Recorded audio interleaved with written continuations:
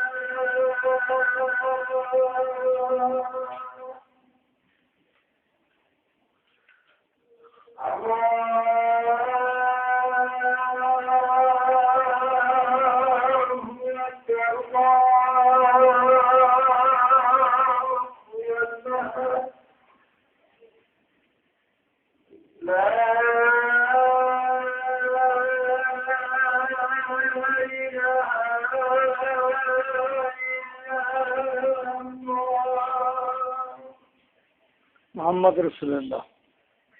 Again, make concentration. I was talking about Liaquat Ali Khan.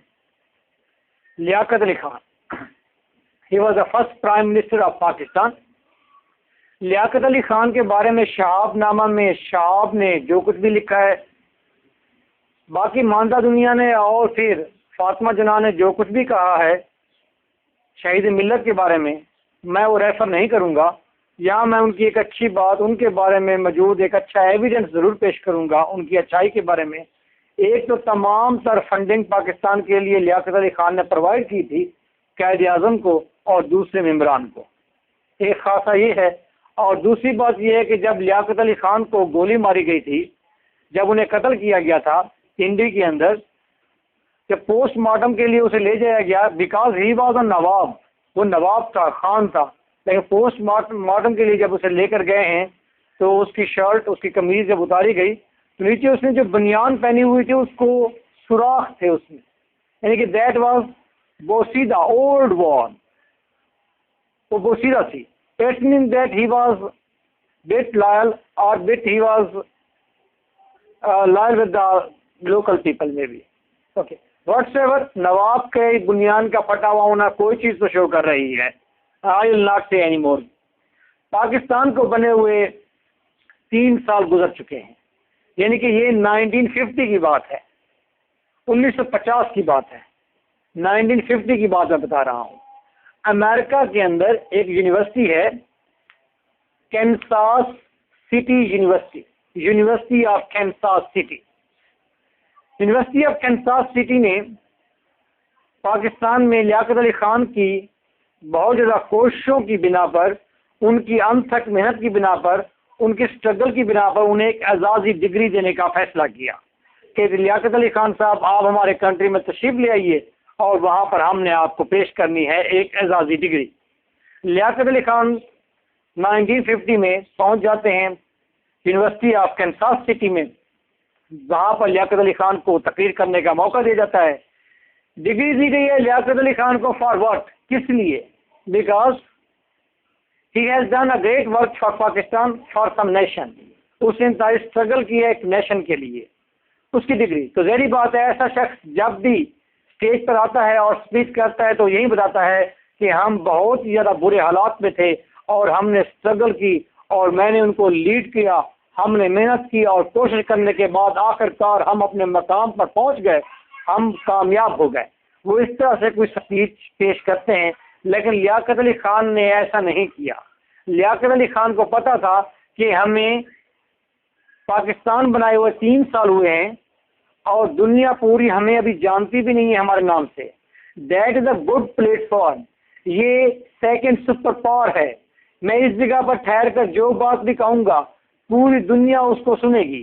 तो बजाय इसके लियाकत अली खान अपने बारे में कुछ कहता, लियाकत अली खान ने कहा मैं अपने बारे में इस स्टेज पर आकर कुछ नहीं कहने वाला, बल्कि मैं उस मुल्क के बारे में कहूँगा जिस मुल्क के सरबराह होने की वजह से मुझे ये डिग्री दी जा रही है। I will discuss about Pakistan, मैं पाकिस्तान के बारे में बात करूँगा। लियाकत अली खान अपनी बात शुरू करता है। लियाकत अली खान कहता है कि गो कि हमें 3 साल हुए हैं पाकिस्तान को बनाए हुए, ये एक सेपरेट कंट्री है, बल्कि यूँ कहिए कि ये एक न्यू बॉर्न डेमोक्रेसी है। डेमोक्रेसी का मतलब जमहूरियत, जमहूरियत का मतलब होता है हर शख्स की मुल्क में आज़ादी, सेल्फ रिस्पेक्ट और इक्वलिटी। ये बिल्कुल एंटी होती है किंगशिप के खिलाफ होती है डेमोक्रेसी, और कम्युनिज्म सिस्टम के भी खिलाफ होती है, सोशलिज्म सिस्टम के भी खिलाफ होती है, उसकी एंटी है। इसमें हर शख्स अपनी मेहनत करता है, कमाता है, खाता पीता और अपनी मलकियत में चीज़ें रखता है। पाकिस्तान में डेमोक्रेसी है, अमेरिका में डेमोक्रेसी है।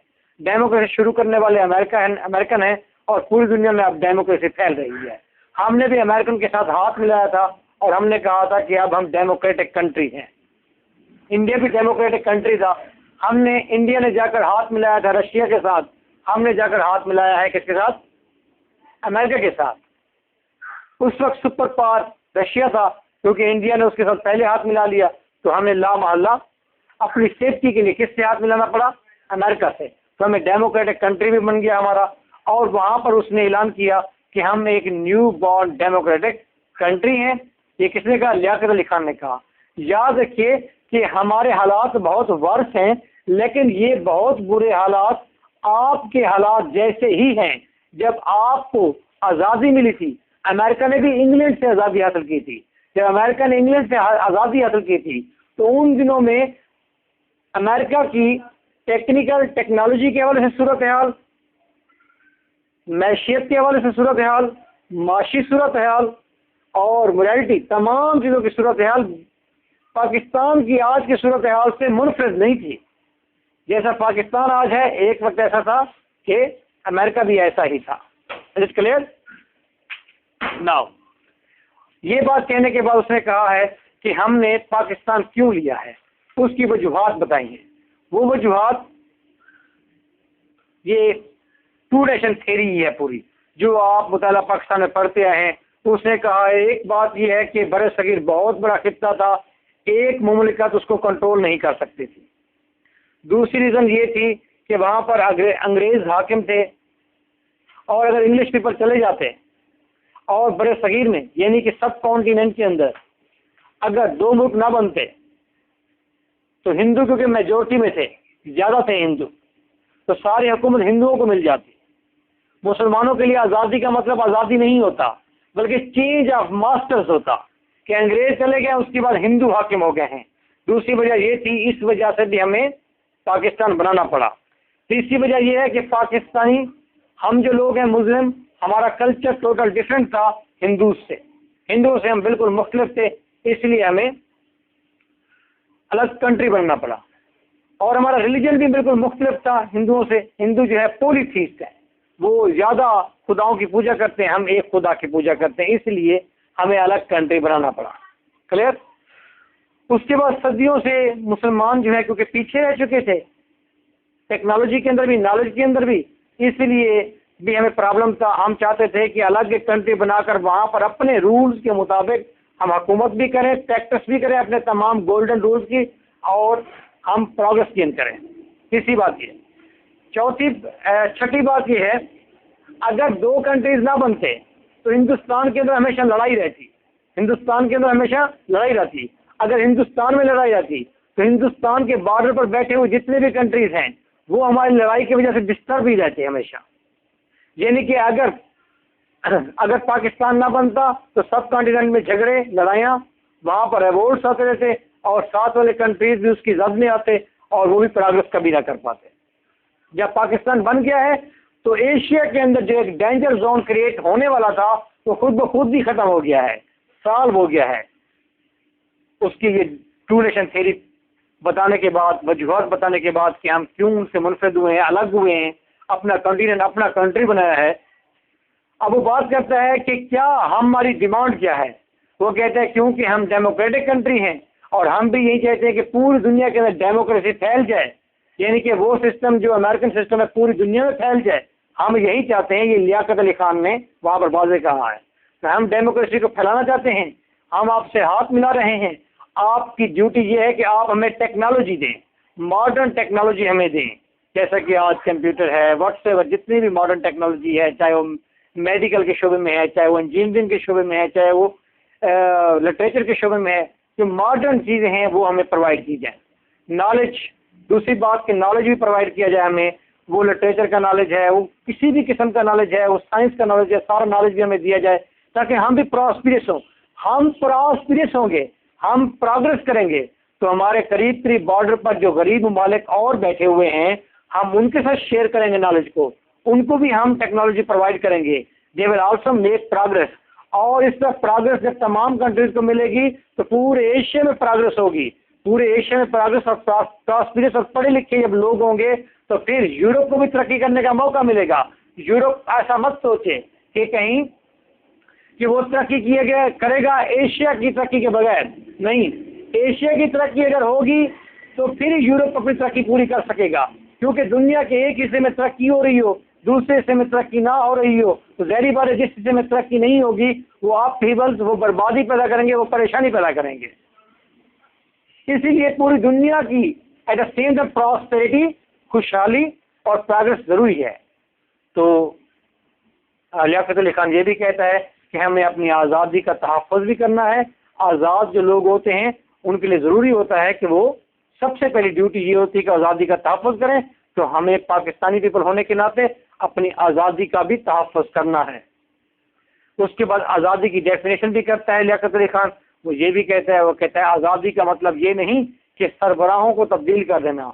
आज़ादी का मतलब है गुर्बत से आज़ादी, आज़ादी का मतलब है जहालत से आज़ादी, आज़ादी का मतलब है बीमारी से आज़ादी, आज़ादी का मतलब है कम अक्ली और तमाम तर जो रूहानी बीमारियां हैं उनसे आज़ादी। आज़ादी का मतलब ये है। क्लियर।